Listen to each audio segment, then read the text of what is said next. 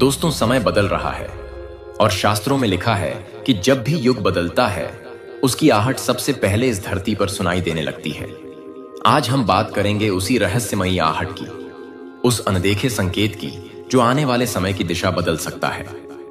भविष्यवाणियों के अनुसार 2026 से 2030 तक का समय मानव इतिहास का सबसे निर्णायक काल माना गया है। यही वह समय होगा जब कलयुग अपने अंतिम चरण में होगा और एक नए युग की शुरुआत होगी। यह कोई साधारण परिवर्तन नहीं होगा, बल्कि प्रकृति और पूरा ब्रह्मांड खुद इसके संकेत देने लगेगा। हजारों साल पहले पुराणों में उल्लेख मिलता है कि जब कलयुग अपने अंत के करीब होगा तो इस धरती पर 6 विशेष संकेत प्रकट होंगे। ये संकेत सिर्फ घटनाएं नहीं होंगे, बल्कि यह प्रमाण होंगे कि समय अपनी दिशा बदल चुका है। और ये 6 संकेत 2026 से धीरे धीरे दिखाई देने शुरू होंगे। पहला संकेत, रक्तचंद्र आमतौर पर पूर्णिमा का चांद सफेद या हल्का पीला दिखाई देता है, लेकिन जब वही चांद गहरे लाल रंग में बदल जाए तो यह कोई सामान्य खगोलीय घटना नहीं होती। यह वह क्षण होता है जब समय का चक्र तेजी से गति पकड़ लेता है। 2026 में ऐसा रक्तचंद्र दिखाई देगा और यह संकेत देगा कि अब पृथ्वी पर एक बड़ा परिवर्तन आने वाला है। दूसरा संकेत, 3 इंद्रधनुष। आमतौर पर एक इंद्रधनुष दिखाई देता है, कभी कभी 2 भी दिखाई देते हैं, लेकिन जब एक साथ 3 इंद्रधनुष आकाश में प्रकट हों तो यह कोई सामान्य घटना नहीं होगी। शास्त्रों में कहा गया है कि जब यह अद्भुत दृश्य दिखाई दे तो समझ लेना चाहिए कि ब्रह्मांड की ऊर्जा बदल रही है। यह घटना 2026 में घट सकती है और लोग इसे देखकर चकित रह जाएंगे। तीसरा संकेत, प्राचीन मूर्तियों का प्रकट होना। धरती पर कई स्थान ऐसे हैं जहां प्राचीन मंदिरों के अवशेष दबे हुए हैं या मूर्तियां छुपी हुई हैं, लेकिन 2026 से 2030 के बीच अचानक ऐसी मूर्तियां अपने आप प्रकट होने लगेंगी, बिना किसी खुदाई के, बिना किसी मानव प्रयास के। लोग देखेंगे कि वर्षों से छुपी हुई भगवान की मूर्तियां खुद ब खुद सामने आ रही हैं। चौथा संकेत, जल स्रोतों का अचानक प्रकट होना। धरती पर कई स्थानों पर प्राचीन कुएं, झरने और तालाब दबे हुए हैं, लेकिन 2026 से ऐसा देखा जाएगा कि बिना बारिश के ही कुछ स्थानों पर अचानक जल स्रोत फूट पड़ेंगे। वैज्ञानिक कहेंगे कि यह भूगर्भीय परिवर्तन है, लेकिन शास्त्र कहते हैं जब धरती खुद अपने छुपे हुए जल को प्रकट करे तो समझ लो कि नई ऊर्जा जन्म ले रही है। पांचवा संकेत, भक्ति का अचानक बढ़ना। अचानक समाज में लोगों का झुकाव भक्ति की ओर बढ़ने लगेगा। मंदिरों में भीड़ बढ़ेगी, लोग मंत्र जप, ध्यान और साधना की ओर आकर्षित होंगे। यह कोई सामान्य धार्मिक लहर नहीं होगी, बल्कि ब्रह्मांड की ऊर्जा मनुष्य के भीतर जागरण कर रही होगी। छठा संकेत, मन में बेचैनी और बदलाव। 2026 से कई लोग महसूस करेंगे कि उनके भीतर कुछ बदल रहा है। बिना किसी कारण उनके मन में एक अजीब सी बेचैनी होगी।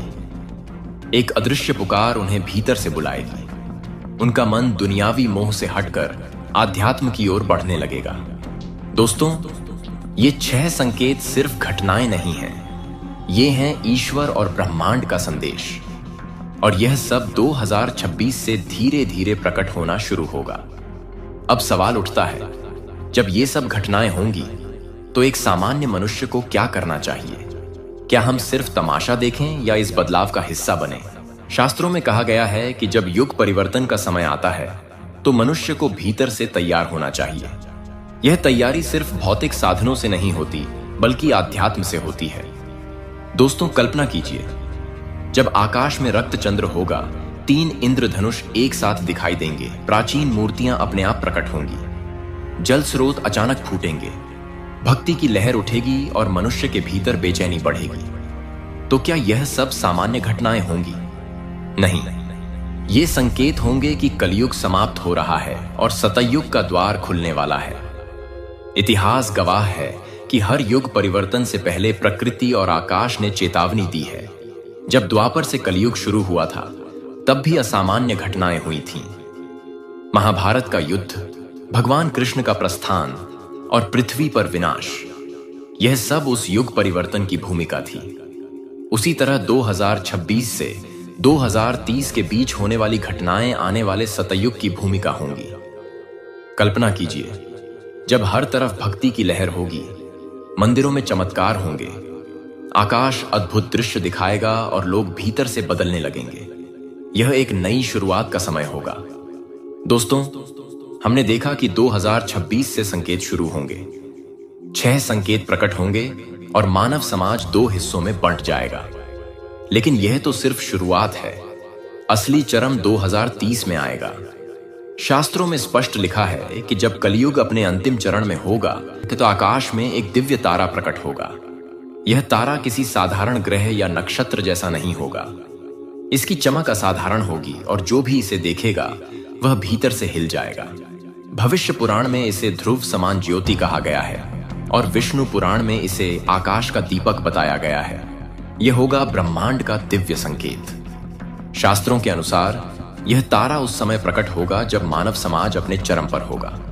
एक ओर पाप, अधर्म और अन्याय बढ़ चुके होंगे और दूसरी ओर भक्तों की प्रार्थनाएं आकाश तक पहुंच रही होंगी। कल्पना कीजिए, 2030 की एक रात अचानक आकाश में एक तेजस्वी तारा प्रकट होता है।